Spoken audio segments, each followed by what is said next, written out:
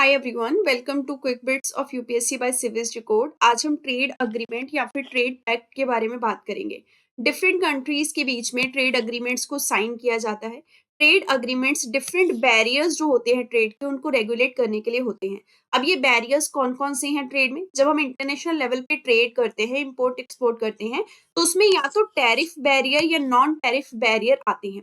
Tariff barrier का मतलब कि आपने किसी कंट्री के इंपोर्ट के ऊपर टैक्स लगा दिया, ड्यूटी लगा दी, for example custom tax, custom duty.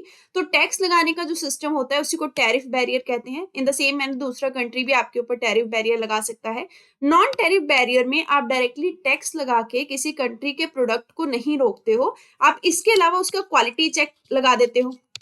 जैसे अल्फांसो के मैंगो का क्वालिटी चेक के ऊपर क्वालिटी चेक जो है वो यूरोपियन कंट्रीज के द्वारा किया जा रहा था। ये कहा जा रहा था कि ये मैंगो सेफ नहीं है कंज्यूम करने के लिए। तो ऐसे नॉन टैरिफ बैरियर्स भी होते हैं जिसकी वजह से ट्रेड जो है इंटरनेशनल लेवल पे डिफरेंट कंट्रीज में वो हैम्पर होता है और एक्सपोर्ट इंपोर्ट पे इफेक्ट पड़ता है। इसी को रेगुलेट करने के लिए आपके ट्रेड अग्रीमेंट जो है वो किए जाते हैं। ये डिफरेंट टाइप्स के होते हैं। सबसे पहले है प्रेफरेंशियल ट्रेड अग्रीमेंट।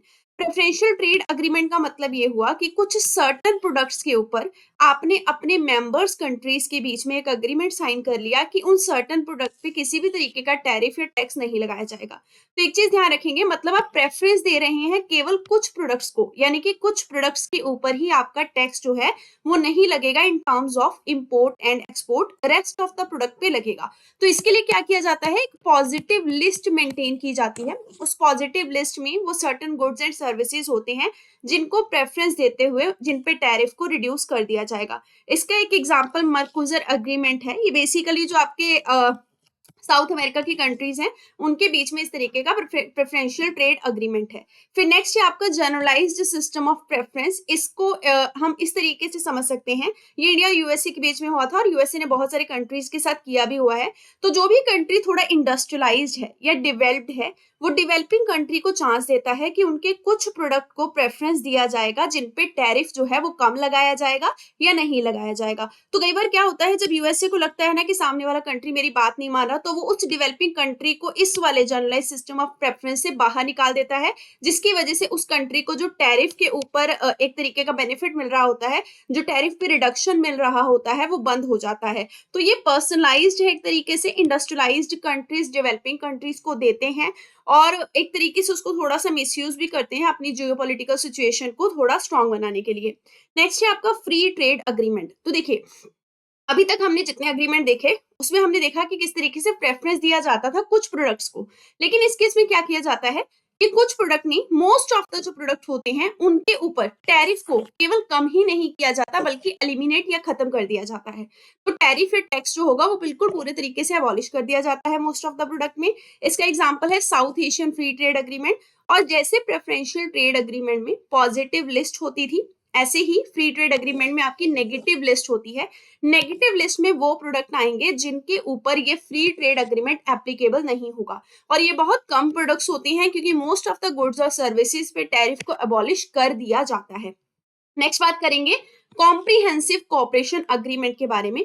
दरअसल ये फ्री ट्रेड अग्रीमेंट का ही एक एक्सटेंडेड वर्जन है जिसमें जो टैरिफ है उसको मैक्सिमम प्रोडक्ट पे खत्म कर दिया जाता है ताकि दूसरे कंट्री के साथ आप हायर लेवल पे जाके इंटीग्रेट कर सको इन द इकोनॉमिक डोमेन। इसके बाद इसका नेक्स्ट स्टेप होता है कॉम्प्रिहेंसिव पार्टनरशिप अग्रीमेंट।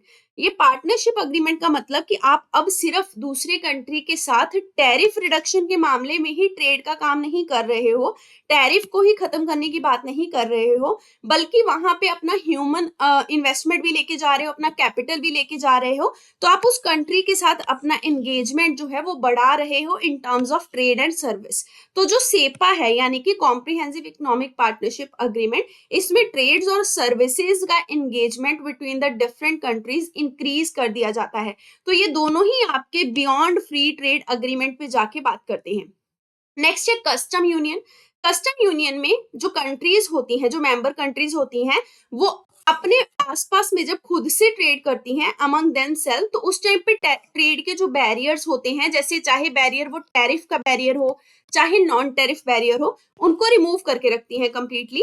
और फिर एक और पॉलिसी अडॉप्ट करती हैं कि जो बाकी अदर कंट्रीज हैं, जो नॉन मेंबर कंट्रीज हैं, जो उनके यूनियन का पार्ट नहीं है, उनके लिए वो कॉमन बैरियर यानी कि कॉमन टैरिफ और नॉन टैरिफ बैरियर को क्रिएट कर देती हैं। तो कॉमन टैक्स लगाएंगी बाकी कंट्रीज के ऊपर जो उनके मेंबर कंट्रीज नहीं है। तो ये हो गया कस्टम यूनियन, मतलब उन्होंने एक कस्टम यानी रीति रिवाज बना लिया कि हम अपने मेंबर्स जो है वो इस तरीके से ट्रेड करेंगे, आउटसाइड के लिए हम इतना टैक्स जो है वो डिसाइड कर देंगे। अब कॉमन मार्केट क्या है? कॉमन मार्केट एक तरीके का कस्टम यूनियन का ही टाइप है, मतलब इसके अंदर ट्रेड बैरियर्स जो होगा अमंग द कंट्रीज वो नहीं होगा, साथ में नॉन मेंबर कंट्रीज के लिए कॉमन ट्रेड बैरियर रहेगा, प्लस अलोंग विद दैट इसके अंदर जो कंट्रीज इन्वॉल्व हैं कस्टम यूनियन के, वो अपने आप में दो कंट्रीज के बीच में मूवमेंट ऑफ लेबर और मूवमेंट ऑफ कैपिटल परमिट कर देंगी। मतलब ये कंट्रीज आपस में रिसोर्सेज के मूवमेंट को जब अलाउ कर देती हैं apart from being the custom union, तो हम इनको बोलते हैं अब ये कॉमन मार्केट बन चुकी है, क्योंकि जो लेबर होते हैं कैपिटल होता है वो आसानी से एक देश से दूसरे देश में जाता है, जो कि देश आपके कस्टम यूनियन का पार्ट होते हैं। उसके बाद इकोनॉमिक यूनियन आता है। तो इकोनॉमिक यूनियन में कस्टम यूनियन और कॉमन मार्केट का कॉम्बिनेशन देखने को मिलता है और कुछ एक्स्ट्रा फैसिलिटीज होती हैं। जैसे कस्टम यूनियन में हमने क्या देखा था कि जो नॉन मेंबर कंट्रीज हैं उनके लिए जो टैरिफ और नॉन टैरिफ बैरियर लगेगा वो कॉमन हो जाएगा। कॉमन मार्केट में क्या था कि बैरियर तो कॉमन रखेंगे ही आउटसाइड कंट्री के लिए, साथ ही साथ जो मूवमेंट है लेबर का और कैपिटल का वो भी परमिट करेंगे। इकोनॉमिक यूनियन में इन दोनों चीजों के अलावा करेंसी कॉमन कर लेते हैं, साथ में इकोनॉमिक प्रिंसिपल्स के जो सेट होते हैं क्राइटेरिया होते हैं उनको कॉमन मैनर में अडॉप्ट करते हैं। और जो नॉन मेंबर कंट्रीज होते हैं उनके लिए पहले तो केवल हम कॉमन टैरिफ रखते थे, कॉमन बैरियर रखते थे, अब साथ ही साथ कॉमन ट्रेड पॉलिसी जो है वो भी नॉन मेंबर कंट्रीज के लिए अडॉप्ट कर ली जाती है। इसका परफेक्ट एग्जांपल है यूरोपियन यूनियन। सो ये सारे टाइप्स थे। Thank you very much.